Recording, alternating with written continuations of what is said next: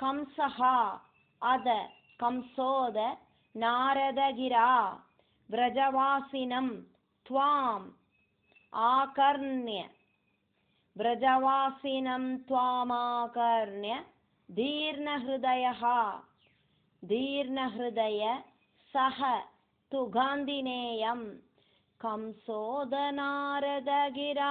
व्रजवासिनं त्वामाकर्ण्य दीर्णहृदय सदु गान्धिनेयम्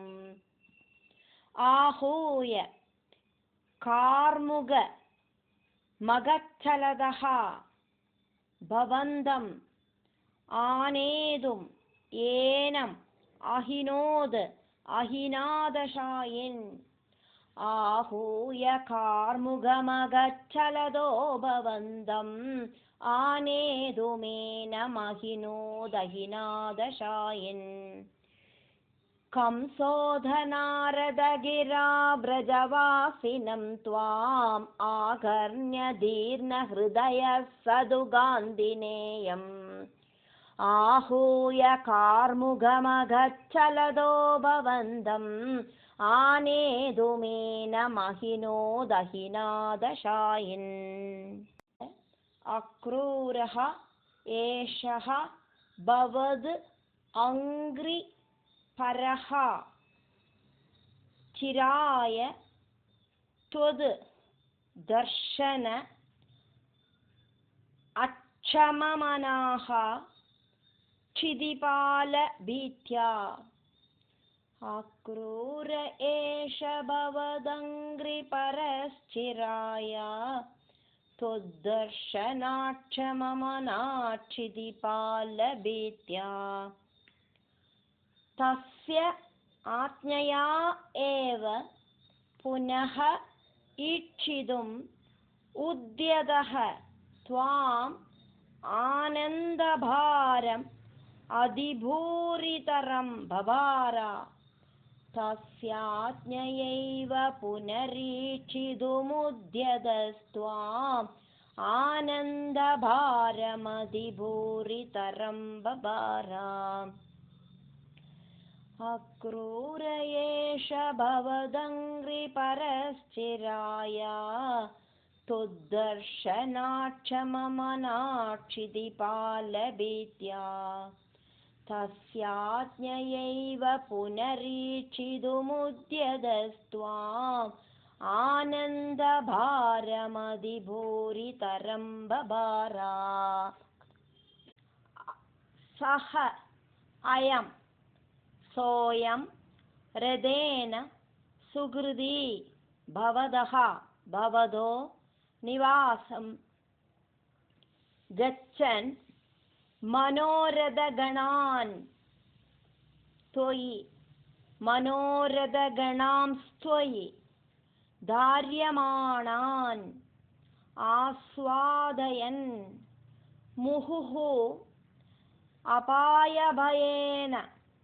मुहुरभयेन दैवं सम्प्रार्थयन् पदि न किञ्चिदपि व्यजानाद् सोऽयं हृदेन सुहृदी भवदो निवासं गच्छन्मनोरथगणां त्वयि धार्यमाणान् आस्वादयन् मुहुरभयेन दैवं सम्प्रार्थयन् पदि न किञ्चिदभिव्यजानाद् द्रक्ष्यामि वेदशतगीतगतिं पुमांसं स्पृक्ष्यामि किं स्विद् अपि नाम परिष्वजेय किं स्विदपि नाम परिष्वजेय किं वक्ष्यते सः गलु मां क्व नु वीक्षितः स्याद् इत्थं निनाय सः भवन्मयम् एव मार्गम् किं वक्ष्यते स खलु मां क्व नु वीक्षितः स्यात् इत्थं निनाय स भवन्मयमेव मार्गम् द्रक्ष्यामि वेदशतगीतगतिं पुमांसं स्पृक्ष्यामि किं स्विदपि नाम परिष्वजेय किं वक्ष्यते स खलु मां क्व नु वीक्षितः स्यादित्थं निनाय स भवन्मयमेव मार्गम् भूयः क्रमाद् अभिविशन् भवद् अङ्घ्रिपूतं भवदङ्घ्रिपूतं क्रमादभिविशन् भवदङ्घ्रिपूतं वृन्दावनं हरविरिञ्ज सुर अभिवन्द्यं हरविरिञ्ज सुराभिवन्द्यम् आनन्दमग्नः आनन्दमग्न इव लग्नः इव लग्न इव प्रमोहे किं किं दश अन्तरम् अवाप दशान्तरमवाप न पङ्कजाक्ष भूयक्रमादभिविशन् भवदङ्घ्रिपूतं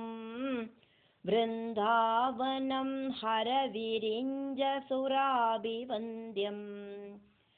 आनन्दमग्न इव लग्न इव प्रमोहे किं किं दशान्तरमवापन पङ्कजाक्ष पश्यन् अवन्दद पश्यन्नवन्दद भवद् विहृदि स्थलानि भवद्विहृदि स्थलानि पांसुषु अवेष्टद पांसुष्वेष्टद भवच्चरण अङ्गितेषु भवच्चरणाङ्गितेषु किं ब्रूमहे बहुजना हि तदापि जादा एवं तु भक्तितरला विरला परात्मन् पश्यन्नवन्दद भवद्विहृदि स्थलानि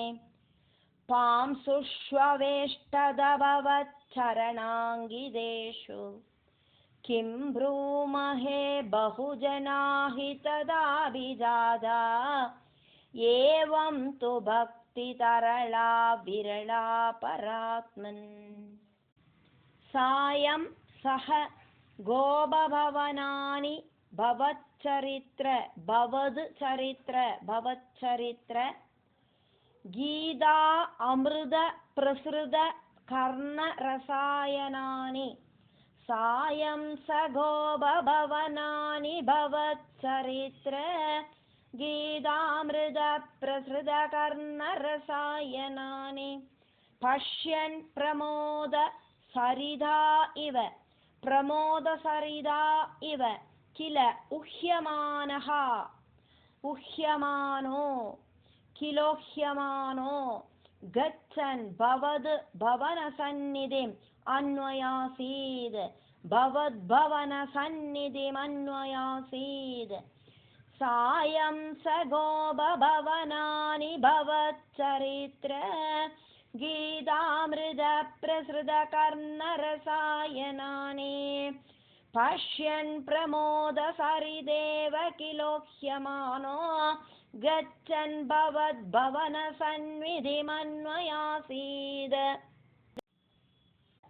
तावद् ददर्श पशुदोह विलोकलोलं भक्त उत्तम आगतिम् इव प्रतिपालयन्तम् तावद्ददर्श पशुदोहविलोकलोलं भक्तोत्तमागतिमिव प्रतिपालयन्तं भूमन् भवन्तम् अयम् अग्रजवन्तम्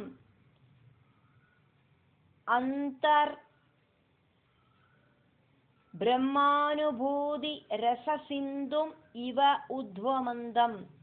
भूमन् भवन्तमयमग्रजवन्तमन्तर् ब्रह्मानुभूतिरससिन्धुमिवोद्वमन्तम् तावद्ददर्श पशुदोहविलोकलोलं भक्तोत्तमागतिमिव प्रतिपालयन्तम् भूमन् भवन्तमयमग्रजवन्तमन्तर् ब्रह्मानुभूतिरससिन्धुमिवोद्वमन्तम् सायन्दन आप्लव विशेष विविक्तगात्रौ द्वौ पीत नील रुचिर अम्बर लोभनीयौ सायन्दनाप्लव विशेष विविक्तगात्रौ द्वौ पीत नील रुचिराम्बरलोभनीयौ न अधिप्रपञ्चधृतभूषणचारुवेशौ मन्दस्मित आर्द्रवदनौ सह युवां ददर्श नादिप्रपञ्चधृतभूषणचारुवेशौ मन्दस्मितार्द्रवदनौ स युवां ददर्श सायन्दनाप्लव विशेष विविक्तगात्रौ द्वौ पीतनीलरुचिराम्बरलोभनीयौ नादिप्रपञ्चधृतभूषणचारुवेशौ मन्दस्मितार्द्रवदनौ स युवां ददर्श दूराद् रदाद् दूराद्रदाद् समवरुह्य नमन्दं येनम् उत्थाप्य नमन्दमेनमुत्थाप्य भक्तकुलमौलिम् अद उपगूहन् भक्तकुलमौलिमधोपगूहन् हर्षाद् मिद अक्षरगिरा हर्षान्मिदाक्षरगिरा कुशलानुयोगी पाणिं प्रगृह्य सबलः अद सबलोद गृहान् निनेधा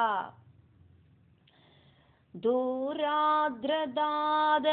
समवरुह्य नमन्दमेनमुत्थाप्य भक्तकुलमौलिमधोपगूहन्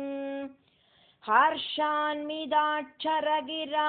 कुशलानुयोगी पाणिं प्रगृह्य सबलोदगृहान् निनेधा नन्देन सागम् अमिद आदरम् अर्चयित्वा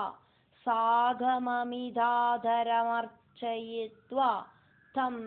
यादवं तदुदितां निशमय्य वार्तां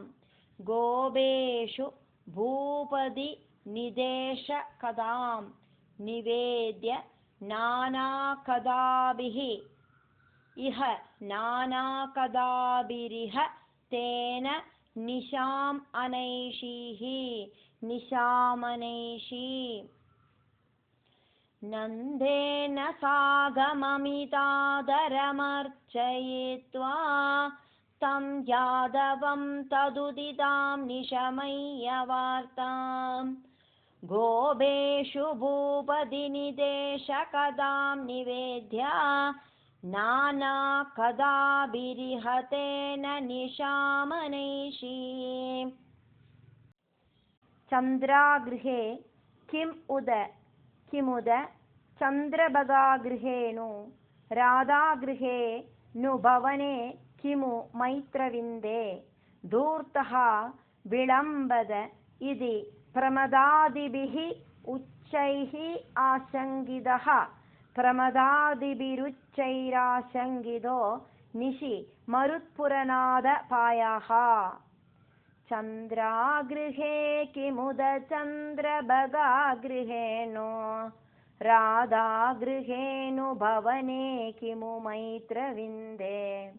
धूर्तो विलम्बद इति प्रमदाभिरुच्चैराशङ्गितो निशि मरुत्पुरनादपाया।